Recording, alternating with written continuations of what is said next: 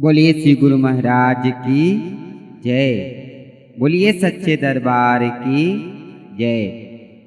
आइए गुरु भैया, ये गुरु बहना, आज हम एक शिव चर्चा कथा आप लोगों के लिए लेकर के आए हैं।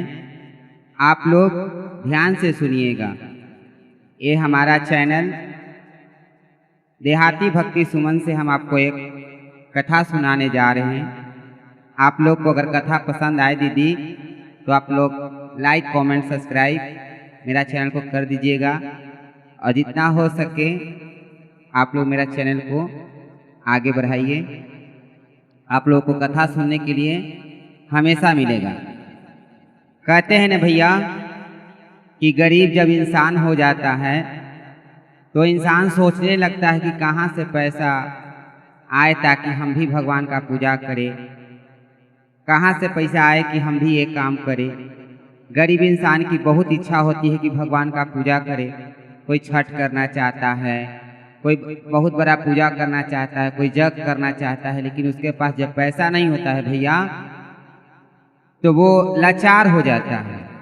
आइए हम इसी पर आप लोग को कथा बताएंगे कि एक हमारी गुरु बहना है जो कि शिव चर्चा करना चाहती है, लेकिन उसके घर में बहुत गरीबी है, इसलिए वो शिव चर्चा नहीं कर पाती हैं।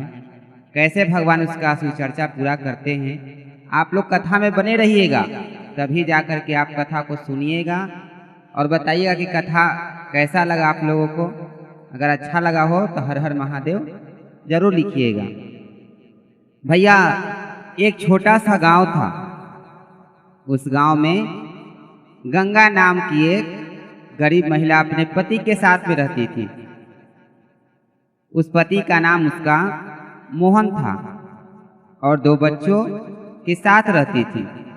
उनका घर के आखिरी छोर पर था मिट्टी की दीवारें, ऊपर खपरेल की छत और बरसात में जगह जगह से टपकता हुआ पानी था। गुरु भैया यही उनका छोटा सा संसार था।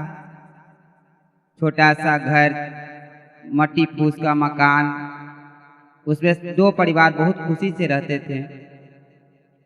गरीबी का मार चल रहा था उनके जीवन में भैया।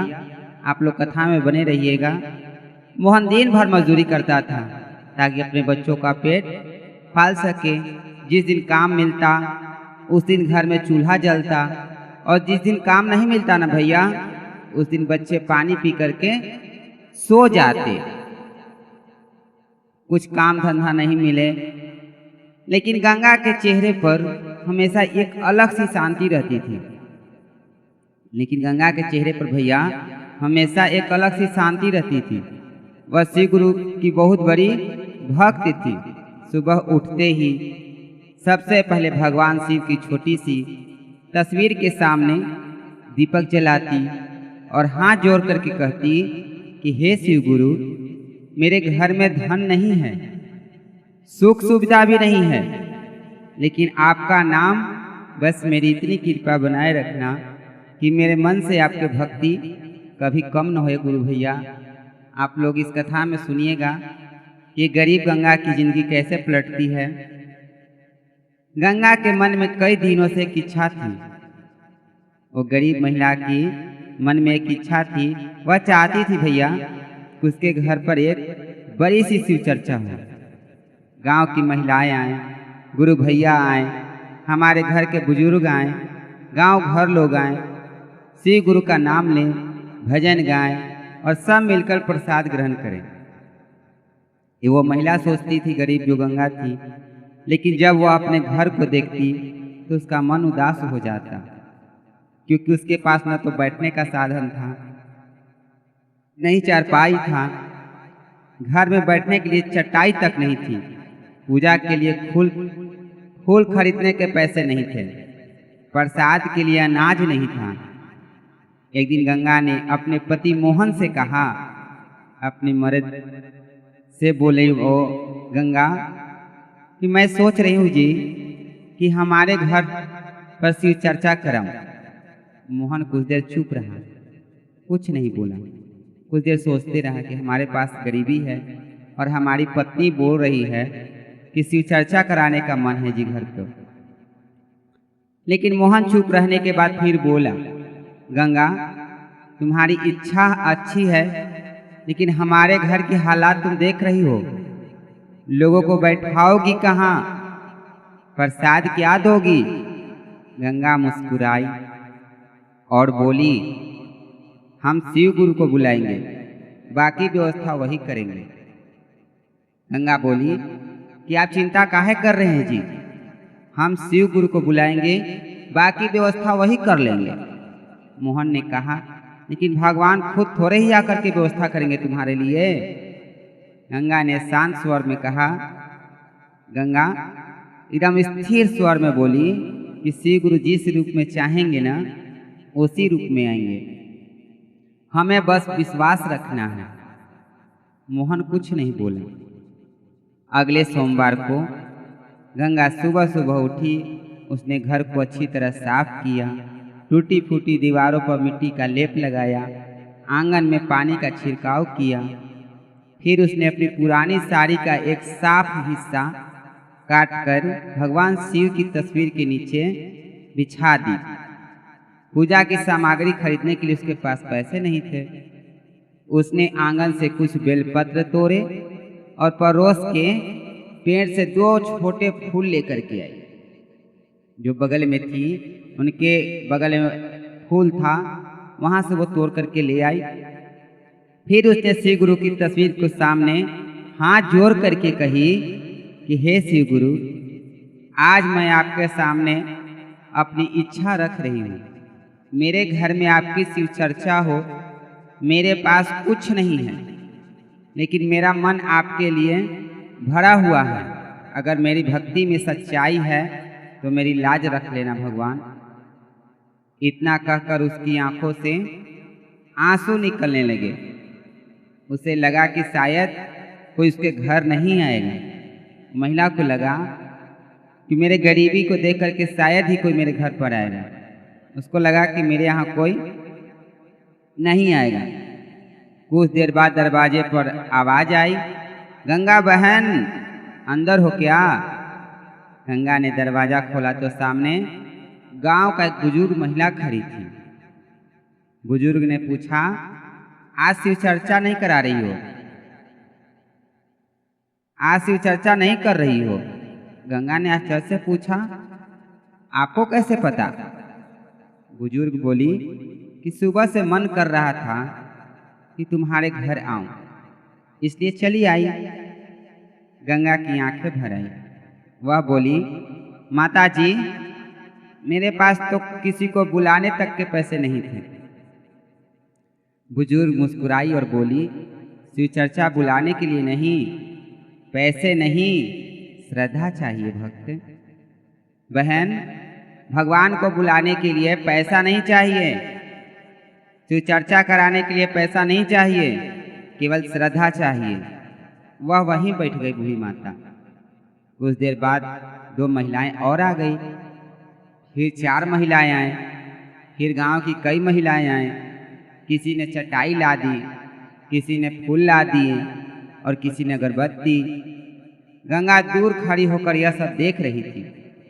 उसके चेहरे पर आंसू थे। वह मन ही मन कह रही थी कि शिव गुरु, आपने मेरी सुन ली। थोड़ी देर में पूरा आंगन महिलाओं से भर गया। भजन शुरू हुआ। हर हर महादेव, शिव गुरु की जयकारे। पूरे गांव में शिव गुरु के नाम की आवाजें गूंजने लगी। लेकिन तभी एक समस्या सामने आ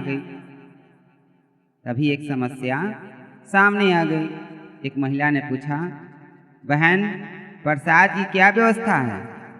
गंगा चुप हो गई, क्योंकि गंगा तो कोई प्रसाद रखी नहीं थी। अब वो क्या बोले वो सब लोग के सामने कि प्रसाद में क्या रखे हैं। गंगा चुप हो गई बेचारी, और लाज के कारण उसने अपना सर झुका लिया। धीरे से बोली, मेरे प्रसाद के लिए कुछ नहीं है, मेरे पास प्रसाद के लिए कुछ भी नहीं है बहन। सारी महिलाएं चुप हो गई। गंगा की आंखों से आंसू निकलने लगे। बस शिव गुरु की तस्वीर के सामने जाकर बैठ गई और बोली कि शिव गुरु, मैंने लोगों को बुलाया नहीं था, आप ही मेरे घर लेकिन आए हो, अब मेरी लाज भी आप ही रखिएगा। उसी समय बाहर से एक आदमी आवाज आई, गंगा बहन, गंगा बाहर आई। वह गांव का एक व्यापारी था जिसका नाम रघुनाथ था। उसके हाथ में फल, मिठाई, दूध और पूजा की सामग्री थी। गंगा ने आश्चर्य से पूछा, भैया यह सब